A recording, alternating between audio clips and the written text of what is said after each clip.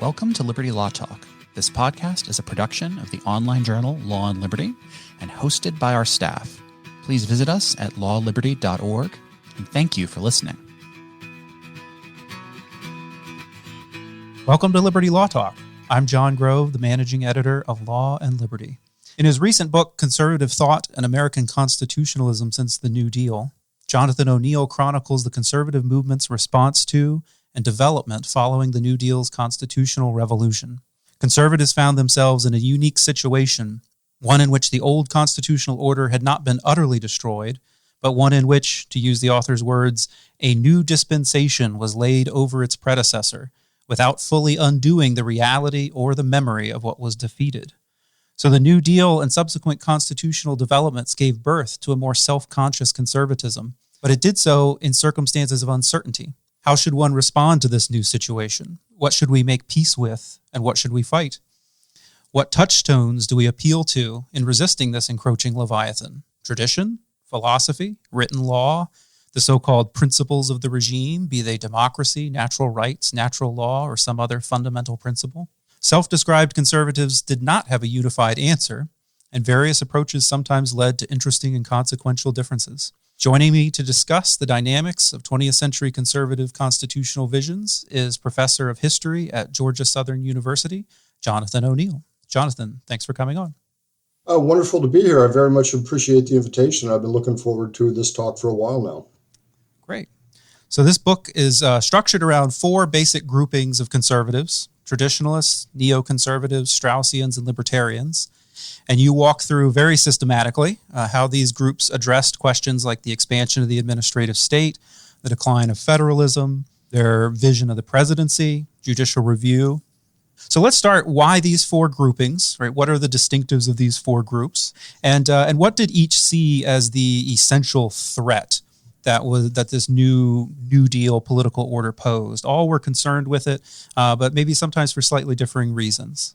Yeah, I start the book out, as you know, by defining in a thumbnail way the sort of major commitments of each of the schools that you named. And from there, try to look at how the post-New Deal developments, how they assessed them and responded to them. And so while it's hard to sort of quickly summarize each of them, I attempted to do it in the beginning of the book. And I think that traditionalists' primary focus is on the local custom, oftentimes with a religious basis, but not exclusively so, and kind of tending towards a conception of American political order as inherited from the long tradition of Western civilization, more particularly the English and the common law kind of Christian humanist tradition. Libertarians, a focus on individual liberty and a suspicion of the state as inherently coercive and dangerous, an orientation towards private ordering through the market and spontaneous order. Straussians, a little harder to pin down, in part because they argue so much amongst themselves, but an orientation towards the great debates of Western civilization, in particular biblical morality versus ancient philosophy, and trying to understand America as, in some sense, and its constitutionalism as a place where this vitiating tension can still exist and be argued about and improve people at the individual level of virtue, but also improve our politics, and that America, while a modern regime, still has an openness to this kind of input, and therefore they find American constitutionalism worth defending. Neoconservatives, again, a always definitional problem, in part because they gather so much from pre-existing forms of conservatism and sort of oftentimes resolutely refuse to define themselves. But I think that for my purposes, the characteristic element of neoconservatism that I'm interested in is its assessment of post-1960s progressive liberalism as just asking too much of the state. A great word that they always used in the period was overloading, that the state is overloaded, and the polity is asking it to do things that are just can't be accomplished by a government.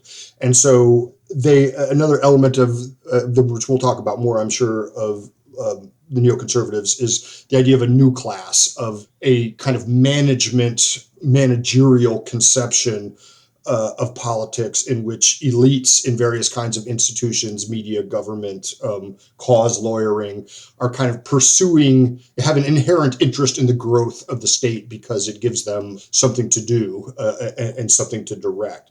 And I think that plays very much in their assessment of modern post-New Deal conservatism. Yeah, you distinguish pretty clearly between Straussians and neoconservatives. A lot of times those two are kind of lumped together. Why has that developed, that conception developed, and why do you think that's wrong?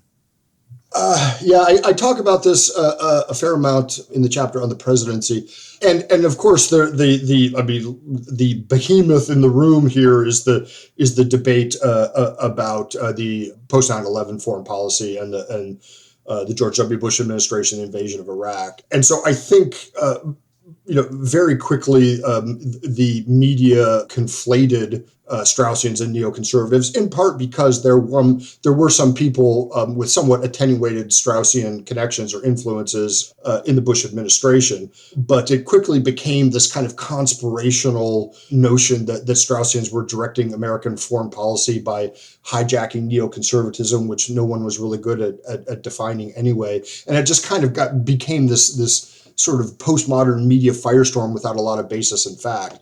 And so I spend at least a section of one chapter sort of sorting this out and trying to show that there are many neoconservatives who are not Straussians.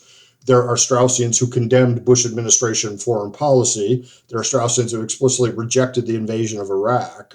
There are Straussians who used one of Strauss's master concepts of the regime, or politeia, as this fundamental kind of ordering of society, its norms, its mores, not simply its laws, its institutions, that is kind of pervasive and hard to change. And if you understand that, you would understand why just writing a new Iraqi constitution isn't necessarily going to remake the place. And so there were Straussians making that kind of argument against the gist of Bush administration policy. So I think it took me a lot of pain and suffering to sort through all of that and make sense of it for myself. But I became increasingly convinced that this conflation of Straussians and neoconservatives is just mistaken and was kind of a media bubble that a lot of people made a lot of for a short time, and you don't really hear much about it anymore.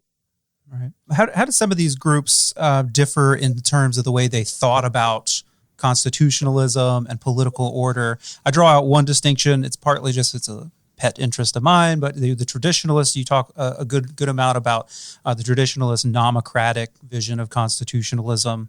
Very much process-oriented, about the establishment of particular rules, very much went along with a heavy emphasis on federalism and the division of authority, versus some conservatives that had more of an emphasis on kind of fundamental principles, more ends-oriented vision of constitutionalism. So how did their overarching vision differ before we get into some of the specifics?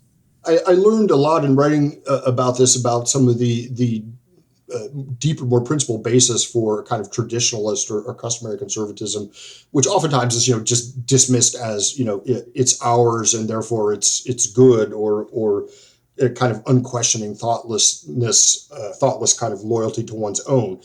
And this distinction, which comes initially from Michael Oakeshott, between a nomocratic regime and a teleocratic regime. And teleocratic, telos, end, right? A teleocratic regime is a regime with a kind of uber value that it tries to instantiate and permeate because it's loyal to it, but as a sort of pervasive political program. Whereas a nomocratic regime, as you suggested, is more about process, about deliberation on a small scale. It doesn't have an ambition to remake things in the name of a teleocratic concept. And so it's much more sort of modest in its understanding of what politics is capable of and what institutions are for. And on some level, it's because it is rooted in people's kind of customary shared moral understandings. And therefore, because we are rooted as a civilization in this way, we don't need to ask institutions to remake our civilization. We just need to use them to abide together and make common decisions together. And I think that a lot of traditionalists would say that and this is one of the fundamental cleavages in American conservatism, would say that the release of the equality idea, the egalitarianism that comes, a lot of these people would say, from the Declaration of Independence and from Abraham Lincoln's ratcheting up of the idea of equality, has kind of derailed their understanding of the way the regime really should be. And as I'm sure you have some familiarity with, this is a major conflict between people like some Straussians and some traditionalists. And you see it come up in the book. And one of the things I certainly, it became clear to me over time, thinking about traditionalists and studying people like George Carey or Russell Kirk, is a sense of loss, right? Of that the sort of regime as they knew it, they just see as, in some basic sense, irretrievable. Right. You see more conservatives, some of that dispensation, someone like Rod Dreher or the Benedict option. There's a kind of withdrawal, right? That we're sort of aliens in a regime that is now operating on different principles, and to the extent that we can preserve what we believe in, we have to kind of withdraw from it a little bit. And I think that's certainly something that became clear to me as I studied this more. Right. Yeah. So getting into some of the specifics, you spend a lot of time talking about federalism. Obviously, that's one of the biggest conservative themes of this time. You put it this way: so the reality that post-New Deal conservatives faced was that federalism had precipitously and irreversibly declined, even though constitutionalists, since the founders in Tocqueville, had taught that the U.S. regime needed it to survive. So federalism has been undermined. It's been eroded to the point, almost like you were just saying, almost to where it's just irretrievable. It's not something that can ever be revived, at least in the sense that a lot of conservatives thought it ought to be. And yet it was seen as something that you can't just say, oh, well, let's just make peace with this, right? It's absolutely essential. So a difficult situation. So in defending it then, conservatives have to make this sort of positive case for it beyond just, this is the Constitution's inheritance that it's given us. Has to make what's the reason for federalism. So you get into themes of community, which brings up one of my favorite conservative thinkers, Robert Nisbet, of democratic self-government, arguments about that, the kind of polycentric political order, public choice. In some of these cases, also maybe just some more lukewarm defenses, especially some of the Straussians and neoconservatives. They weren't as animated about federalism. They defended it, but like I said, maybe a little bit in a more lukewarm way, maybe as a practicality, not to be taken as too axiomatic. So talk to us a little bit about the variety of the defenses of federalism that you see coming out of these different groups. I'll start with the one that probably seems the least obvious, which is neoconservatives in the 60s and 70s who were questioning the Great Society and the principles of the Great Society and the way that it was run and administered. And they're frequently urban Eastern intellectuals. They're not Southern states' rights guys, right? They don't really argue in the idiom of states' rights or kind of traditionalist custom localism. And still, what you see them saying is this one-size-fits-all policies administered from the center don't take account for differences in local mores, inheritances. They don't take account for local level cultural differences. And this approach will inevitably founder on the particularities that exist at the local level, which, of course, is a very old argument in defense of federalism that you hear from all kinds of different conservatives for much of American history. And so one of the things I found fascinating is that even though the neoconservatives don't really understand themselves as arguing oftentimes in explicitly constitutional principles, they come round to this way of thinking because the reality of it is just right there in their face. The Straussians certainly, and I saw the Straussians kind of, or at least different groups of them, change tacks on several issues as time went on. And federalism certainly, one of the core arguments for much of the Straussians was that America was always designed to centralize power more than oftentimes writers in the Federalist paper wanted to overtly reveal, right? It was a somewhat veiled, careful project, but they thought all along that the orientation of the nation will be to become a continental and world power, and that you need to overcome the weaknesses of the Articles of Confederation in order to do this. And then when people see that the federal government is fundamentally more competent than the states and administers affairs better, their loyalties will gravitate towards this. It may take a little time, but this is what will happen. And on some level, endorsing this basic idea. And then by the time you get to the 80s, you start to see more Straussians saying, well, this kind of centralized Leviathan behemoth amidst a commercial and materialistic society is just destroying the capacity of local communities to recreate virtue, Republican virtue, public-mindedness at the local level, which is the only place it can be created, right? And if the larger project of constitutional government is going to endure, we have to have some provision for localities to tend to inducing virtue in the next generation.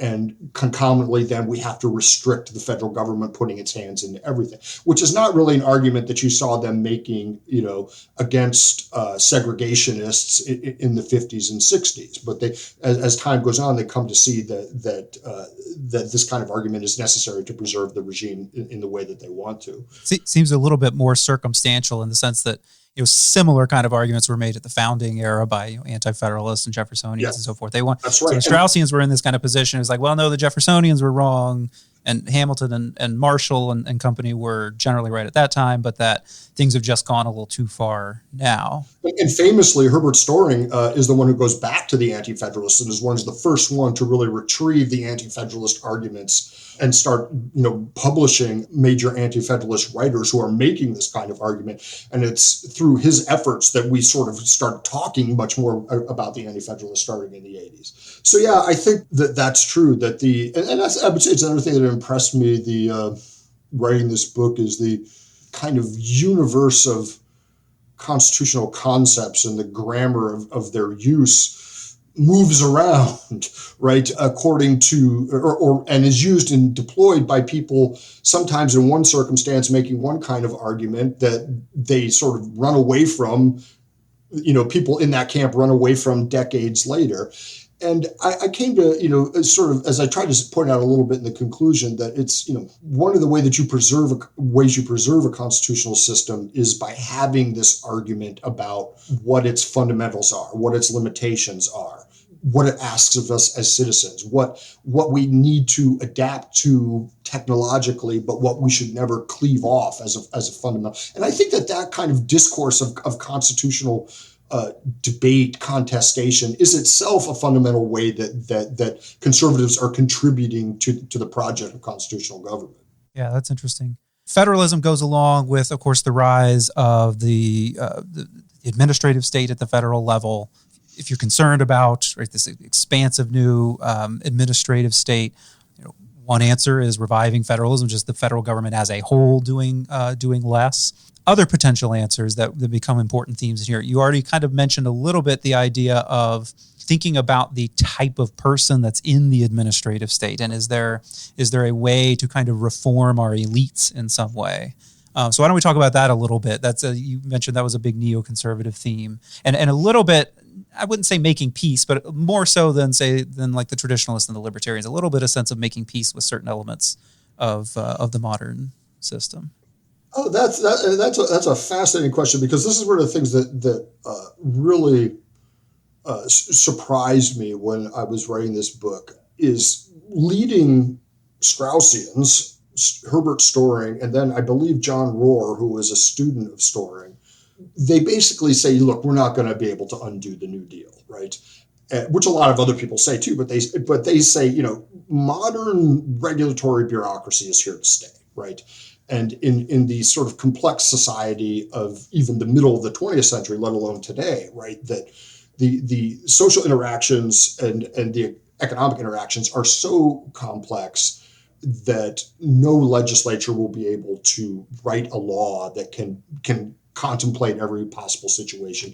And therefore, you will need to cede some discretion to regulators, right? And that no system of law as understood as rules will ever be able to do without discretion as it is applied. So then the question becomes, what kind of people do we want to have exercising this discretion? How do we inform their discretion? How do we bound their discretion, right? And the argument that Storing and Rohr and then others after them give is, you want to educate bureaucrats in American regime principles, right?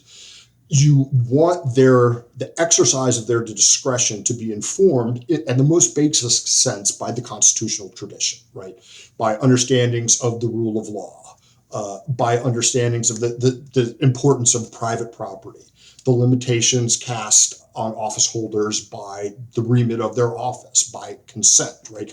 And so they can't be automatons, right? They're fundamentally, applying the law is a political act, but you have to educate their discretion by having them read some of the great opinions of John Marshall, right? Having them read some of the Federalist Papers so that they understand what the basics of the regime are and what their place in the regime is, and therefore the limits cast upon them because of the kind of regime it is, right? And so and I found this fascinating because I just didn't know that this kind of argument from this group of people was out there. And it's an admission, a fundamental admission, that this understanding of law and administrative state is inescapable, that you won't go back to the minimal 19th century state.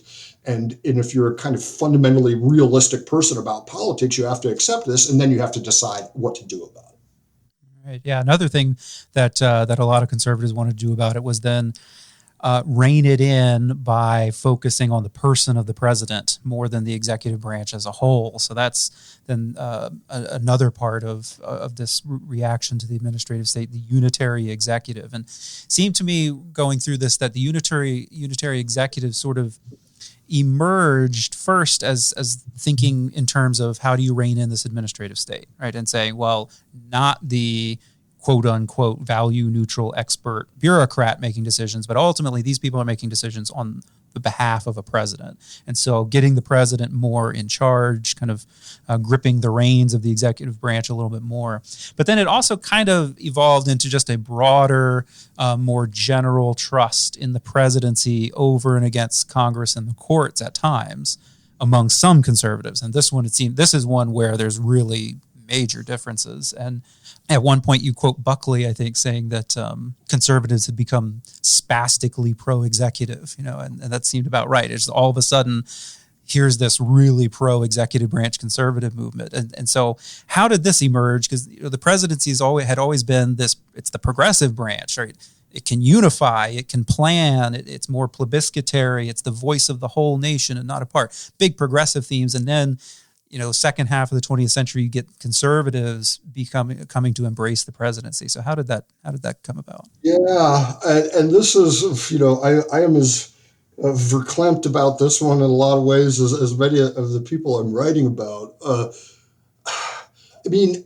One answer, which one of my political science buddies, forced upon me as he was reading this manuscript is, Democrats held Congress for most of the second half of the 20th century, and the Republicans held the presidency for most of the second half of the 20th century. So, so on one level, if you think the administrative state is getting out of control, Congress is not going to rein it in. It's the one delegating all of its authority to it, and then running and hiding from any responsibility. So if you're going to have any hope of reining it in, by people who think it needs to be disciplined and brought within the discipline of the rule of law more, then that leaves the executive branch, right?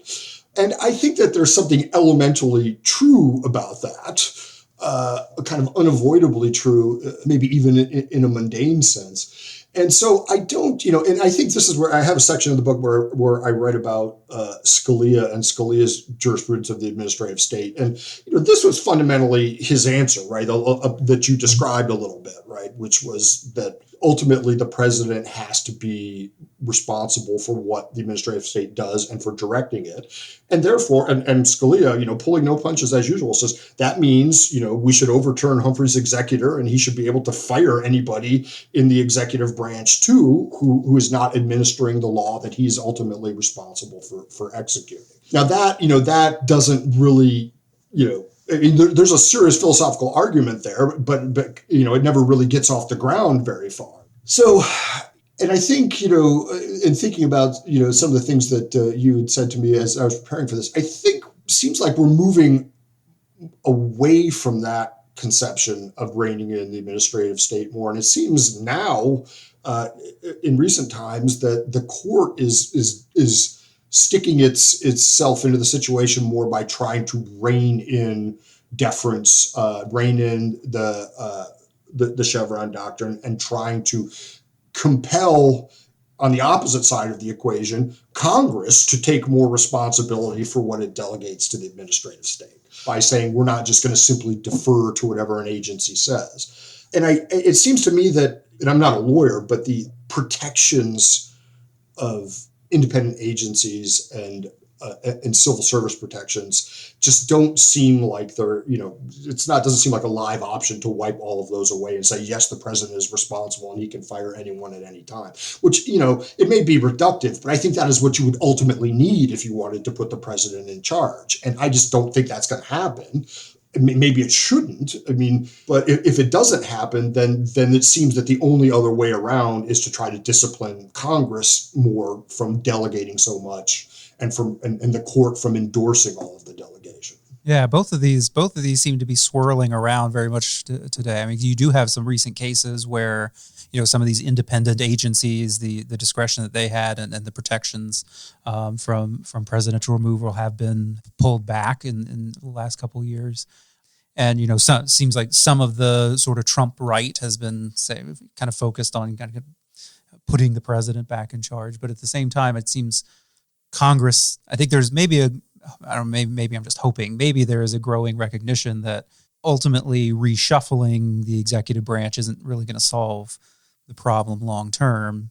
Congress has to be involved, which stay tuned for that. We will talk about that in a little bit, which is where you ultimately bring the book.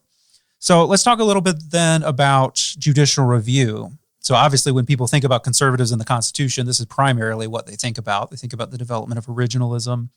Maybe slightly less division among the conservatives on this point than the executive questions that emerged. Of course, we didn't get into that fully, but you really show nicely. Pretty much the traditionalists on the executive, the traditionalists pretty much always were very skeptical of this vision of the executive, whereas Straussians and neoconservatives a little bit more inclined to see some benefits.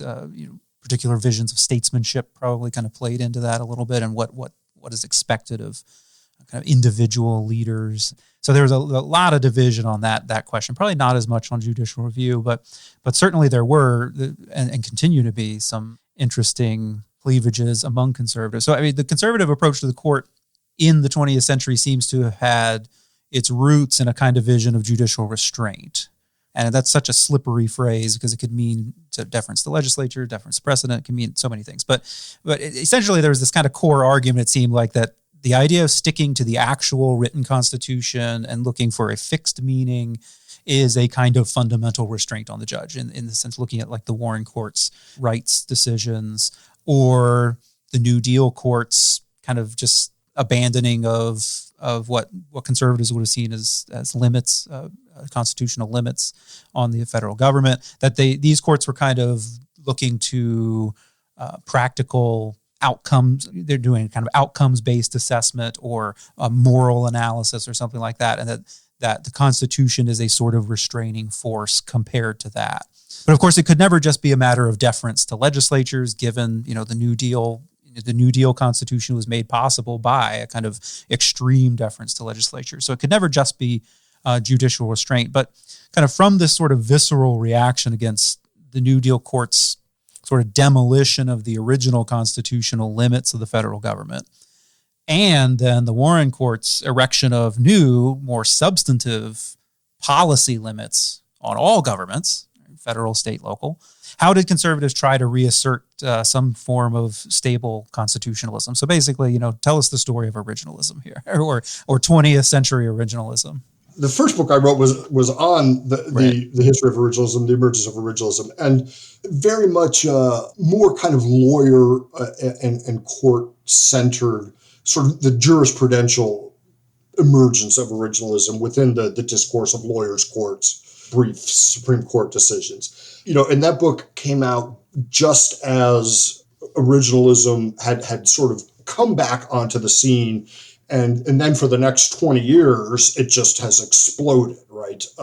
As far as the debate within law schools, and it has, of course, much more of a presence on the court. And so chronologically, I ended that book in the 1990s. And then I was fortunate enough that originalism just continued to explode. And so my story of its initial emergence had some traction. And by the time I got to this book, I came to see the reality of the notion that all conservatives want to claim to be originalists, right?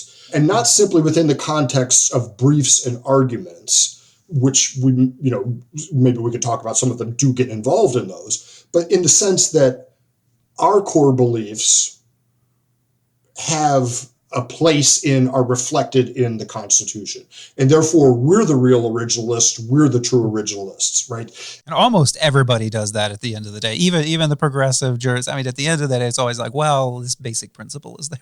And so we learn something about American political culture when we come to that realization, though, right? Because, which is to say, it's a failing argument, as some extreme progressive liberals say, it's just a failing argument to say, the Constitution we're going to junk it and start over, right? That's never going to happen, right? And so the more interesting argument is, how do you sustain your claim to purchase in the originalist idiom?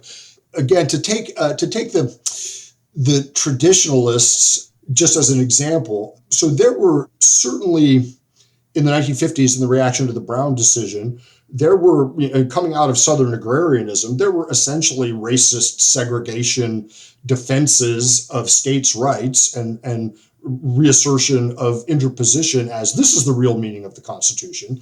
And because it's such a decentralized state-based regime, the federal government can't tell us what to do on race, and we're going to stand in the schoolhouse door, right? And so that kind of conception of the Union had to, and its sort of attachment to segregationism and racism had to be defeated again. And so, as a no longer acceptable form of originalism, right? And that sort of left the traditionalists, I think, people like Nisbet, people like Russell Kirk, having to make the argument for decentralization, the decentralized constitution, the localist constitution, as one based on community, right? And again, virtue at the local level. And so that's an argument that doesn't depend on the ultimate logic of state sovereignty or secession and is delinked from race. And I think is one that is still saleable and defensible. But I'm not sure I'm answering the question in the way that you put it. I don't think you want me to retrace the sort of lawyerly development of originalism. What I try to do in this book is instead show that another example would be the Straussians, who say in the 50s and 60s, they're saying the court should be our Republican schoolmaster, right? The court should teach the demos virtue in the way that it interprets the Constitution, and that this was sort of a project that was alive in the jurisprudence of John Marshall and others, and that the way that you bring the polity into the constitutional project is the sort of statesman-like judges who are teaching the principles of the regime as they decide cases. Now, all of that's fairly abstract, and again, it's a kind of intellectual argument. A more sort of on-the-ground argument is the libertarians, who start out very kind of dismissive and condemnatory of the New Deal state because of its, the massive changes in government regulatory authority, et cetera, et cetera. And for a while, they're just kind of purist rejectionists. This is unfixable. We're going to go live in a cave somewhere.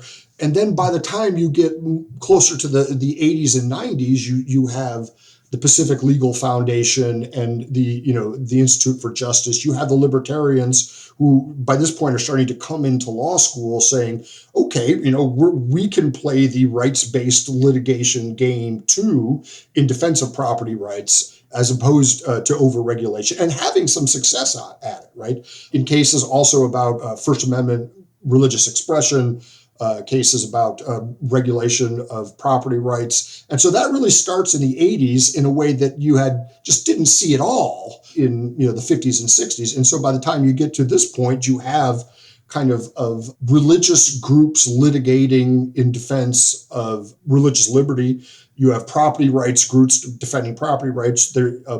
And not simply submitting amicus briefs as they did, which, not clear if anybody actually reads them, but actually sponsoring cases and taking them up to the court and winning some of them. And so I think that it's a small section of the book, but there's a kind of recognition. And again, this is a theme that runs throughout the book, is it doesn't seem like we're immediately going to, even with the growth of originalism, constrain the court back into more traditional forms of interpretation.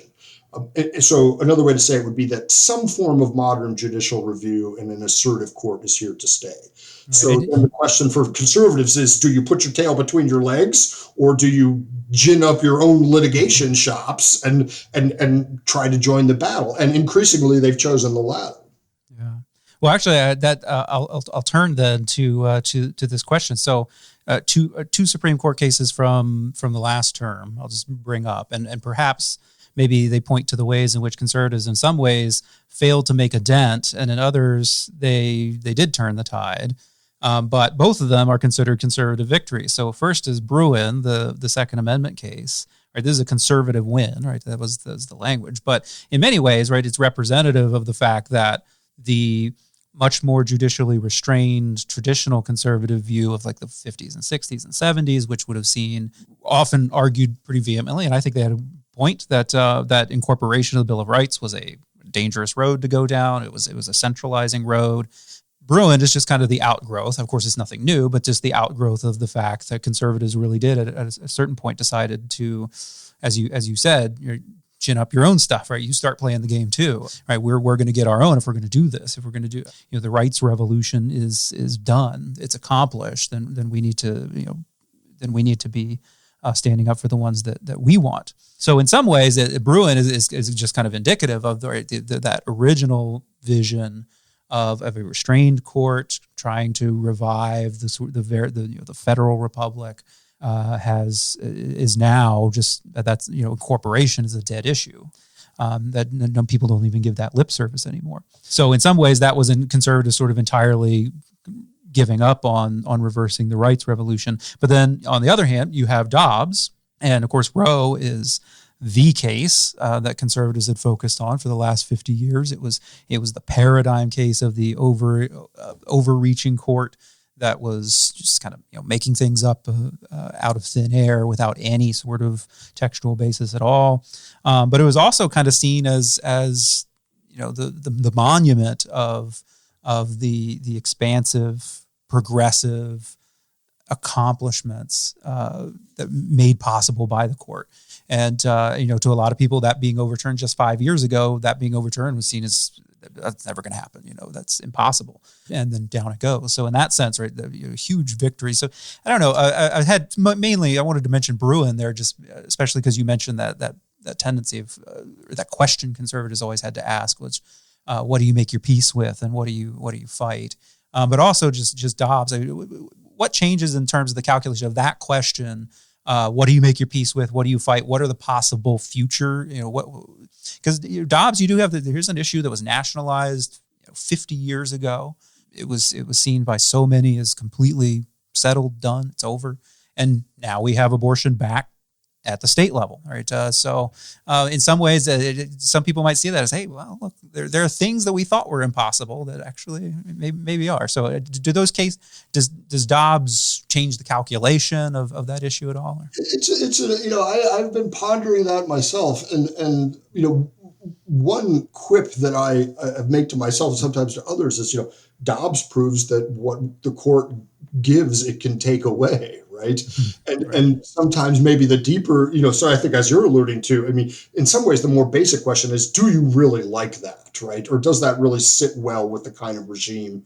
And how many op-eds are there now every day from progressive people that you could have been copy and pasted from a conservative in the 1980s and 90s about the robed masters making our rules for us.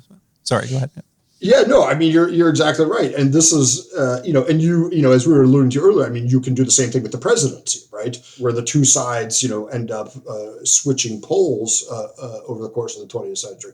And so, it's not, I don't think it's an easy question to answer what to do with that. I mean, I guess what I would say about Dobbs, which I know more about, and a lot of people, I mean, the problem with rights discourse, again, as you were alluding to, is rights discourse is to shut down and truncate the political, right? Once you raise the banner of a right, you're saying, okay, the barriers are up. You can't come in here anymore, right? Which, certainly in some basic sense, philosophically, we would want to affirm that if one subscribes to the notion of natural rights, which I do on some level. But of course, this is all complicated when the court says we're going to start inventing rights, which is what happens in Griswold. I was thinking to myself as I was getting ready for this. I mean, I actually, many moons ago, I wrote my master's thesis on Griswold and the emergence of the Griswold opinion, which, as many listeners I'm sure know, is what creates the right of privacy, which is originally a contraception to defeat a Connecticut contraception law, anti-contraception law. And one of the things that always impressed me about this situation was for probably a decade, the sessions of the Connecticut legislature, which had a strong Catholic component, for several sessions in a row, they would come up, should we undo the anti-conception law? And the Connecticut legislature reaffirmed it every time. And then a coterie of Yale law professors get together and start creating this case that they want to get in front of the Warren Court to undo the Connecticut contraception law. And the court invents the right of privacy, undoes the Connecticut anti-contraception law, and we move on, nearly a decade later to Roe. So the question then is something like contraception a constitutional issue, or does it have really little to do with the Constitution and should remain in the realm of politics? And I think the more that you have a court inducing rights out of whole cloth that common everyday citizens and even lawyers say, where does this come from?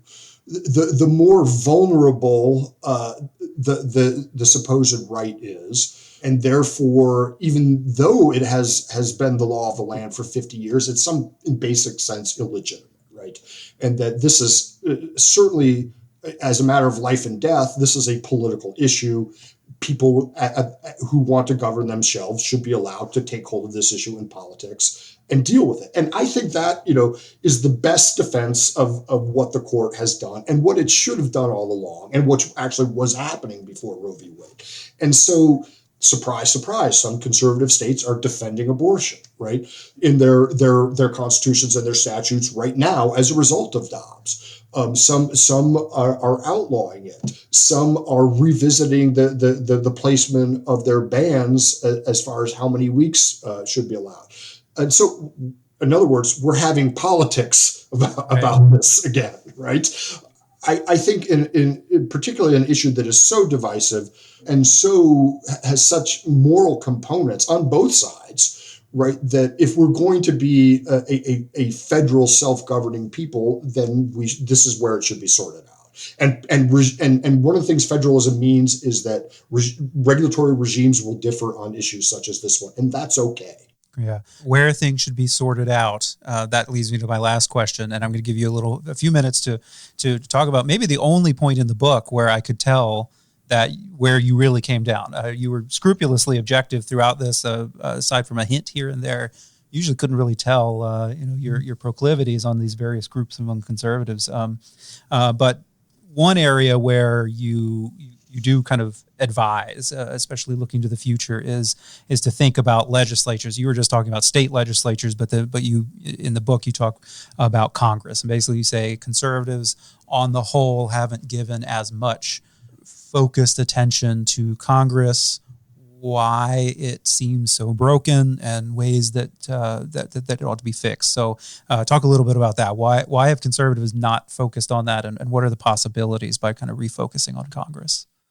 Yeah, I as to why they gave it so little attention is probably a harder question to answer. Although James Burnham's famous book from, I think, 1959, Congress and the American Tradition, which William F. Buckley always said, this is the place to begin with in American conservatism.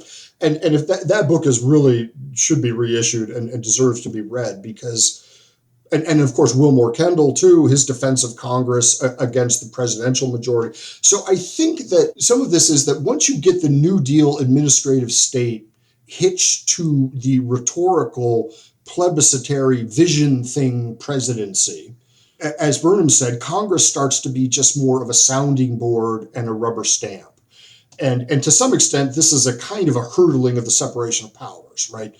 And so the Congress is simply to be led by the president and to endorse the president's party program. And then, why would you then give much attention to affirming Congress if it seems increasingly irrelevant, right? And so when you get the rights revolution of the Warren Court, the court says, well, we now have the power, we're going to invent rights and strike down the actions of Congress and state legislatures too. So it's not really where the action is. Why would you give it much attention? You should develop an argument about originalism, right? Or you should whisper in the prince's ear who you think is going to become president, right? So I think some of it is due to the sort of development of the institutions after the New Deal. Congress participated in it and allowed itself to be more irrelevant. And so I think, what we're seeing now with, undeclared wars, invented rights, bureaucrats running the nation, everyone's looking around saying, how have we come to this pass, right? Who can fix this, right? And I think, the answer that I come back to is Congress can fix it. We have to figure out how to get Congress to fix it. Right. I can't help but think about that meme of the guy in the hot dog suit that I don't know where it came from, but you can Google it. Anybody listening, the hot dog car has crashed into the building. We're all trying to figure out what happened. Congress is also responsible for a lot of this in the sense that they were so happy to delegate authority to the administrative state. And today, I mean, all the issues that had led to some dysfunction in Congress, say the 80s and 90s, today add to that today's mass media and just so many of the most famous, all of the most famous people in Congress, maybe with the exception of like leadership, are famous because they're using Congress as a platform, on Twitter and so forth. Is there a path to a serious, deliberative, relevant Congress? This is, if I had a magic wand and wave it, I would. I mean, I think there's one thing, a note of realism, because as I've been thinking about this and working on some things, some writing related to this, I mean, in a very serious, realistic notion, you have to accept that the Congress as an institution is not constituted to make consensus where there is no consensus in the polity, right? So if the nation is fundamentally polarized and divided, on some level, Congress is constituted to reflect that reality. Right? That's where I always go back to. It seems like any discussion of rehabilitating Congress has to involve rehabilitating federalism to an extent, in a renewed sense that just exactly what you said. If there's no consensus, well, then what we have with abortion right now, right? It's got to be determined at another level. I think, and so there's a growing literature on how to fix Congress, and growing discontent in Congress itself. And so some of the things I've read have said, one of the keys to reforms in the past, where Congress did reform itself, is increasingly members of Congress have to become discontent with their own irrelevance, fecklessness, uselessness, and really, not enjoy it anymore enough to try to change it, right? That's one answer. And of course, the other answer is simple answer, but also the most complex answer is they will respond to what their constituents want, right? And so some of it is just the down-home political answer of the constituents demanding more of the people that they send there. But, there are other fixes too. And one of the ones that I like, being a constitutional guy, and this is something that has come up in various places, is the presidency has its own constitutional advisors. The court issues its own constitutional opinions. Congress should create an institution for itself that advises Congress on Congress's constitutional position vis-a-vis the other branches. Unsurprisingly, the Department of Justice typically comes down on the executive branch's constitutional position, right? And so Congress needs something like the Office of Legal Policy, a set of informed constitutional advisors that can, because a lot of these people, I mean, a lot of them are lawyers, but they're not constitutional lawyers, or, you know, they're not versed in the sort of minutia of Supreme Court precedents or executive branch opinions that they have to actually contend with when the other side is putting them out as a defense of their own actions. So in a sense, Congress needs more of a brain in this way, right? What do they have? They have there is some service, right, for the budgetary Congressional Research Service, right? Yeah, Congressional Research Service, and there's a budget one too. That at the very least, it sometimes gives you a little talking point to say, hey, these guys actually say this is going to add a ton to the debt. Yeah, so you could have something like that at least. Hey, these guys actually say this law is unconstitutional. Yes. So I think that's to me that's an answer that I find attractive, and I think that would help the institution, grow a few more fangs, which I think it needs. All right. Well, we really only scratched the surface of Johnathan O'Neill's terrific book, Conservative Thought and American Constitutionalism Since the New Deal, which is available now. Sure to be an essential resource for anybody who writes and researches on the history of conservatism. So, Professor O'Neill, thanks so much for joining us. Thank you very much. I've enjoyed it thoroughly. Thank you for listening to another episode of Liberty Law Talk. Be sure to follow us on Spotify, Apple, or wherever you get your podcasts.